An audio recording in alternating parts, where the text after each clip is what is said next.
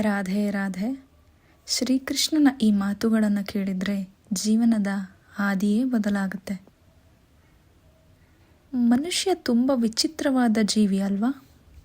ಯಾವಾಗ ಕೈಕಾಲಿ ಇರುತ್ತೋ ಆಗ ಕಣ್ಣಲ್ಲಿ ಕನಸುಗಳು ತುಂಬಿರುತ್ತವೆ. ಕಳ್ಕೊಳ್ಳೋದಕ್ಕೆ ಏನೂ ಇಲ್ಲ ಅಂದಾಗ ಕಳ್ಕೊಳ್ಳೋ ಪ್ರಯತ್ನಗಳನ್ನು ಮಾಡ್ತಾನೆ ಇರ್ತಾನೆ. ನಿರ್ದಯವಾಗಿ ಮುಂದೆ ಸಾಕ್ತಾನೆ, ಸಂಕಟಗಳನ್ನು ಸವಾಲುಗಳನ್ನು ಎದುರಿಸಿ ನಿಲ್ತಾನೆ. ಆದರೆ ಕೈ ತುಂಬಿಕೊಂಡಿರುವಾಗ ಕನಸು ಕಾಣೋದನ್ನೇ ನಿಲ್ಲಿಸ್ಬಿಡ್ತಾನೆ. ಏನು ಪಡ್ಕೊಂಡಿದ್ದಾನೋ ಅದು ಕಳೆದು ಹೋದರೆ ಅನ್ನೋ ಭಯದಲ್ಲೇ ಸಂಕಟಗಳನ್ನು ಸವಾಲುಗಳನ್ನು ಎದುರಿಸುವುದನ್ನು ನಿಲ್ಲಿಸ್ತಾನೆ. ನಿನಗೆ ಯಶಸ್ಸು ಸಿಕ್ಕಿದ ದಾರಿಲಿ ಮನುಷ್ಯ ಹೋಗೋದನ್ನೇ ನಿಲ್ಲಿಸ್ತಾನೆ. ಅದು ತಪ್ಪಲ್ವಾ? ಜೀವನದಲ್ಲಿ ಯಾವುದೇ ಪರಿಸ್ಥಿತಿ ಬರಲಿ, ಏನೇ ಅವಸ್ಥೆ ಇರಲಿ, ಸವಾಲುಗಳನ್ನು ಸ್ವೀಕರಿಸಿ.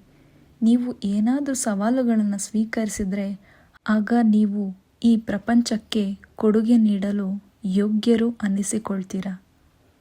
ಅದರಲ್ಲಿ ಯಶಸ್ವಿಯಾದರೆ ಈ ಪ್ರಪಂಚಕ್ಕೆ ನಿಮ್ಮಿಂದ ಉಪಯೋಗ ಆಗೇ ಆಗುತ್ತೆ. ಇಲ್ಲದೆ ಹೋದರೆ ಒಂದು ಪಾಠ, ಏನು ಮಾಡಬಾರ್ದು ಅಂತ. ಅದಕ್ಕೆ ಜೀವನದಲ್ಲಿ ಸವಾಲುಗಳನ್ನು ಆರಿಸಿ, ಚಿಂತೆಗಳನ್ನಲ್ಲ.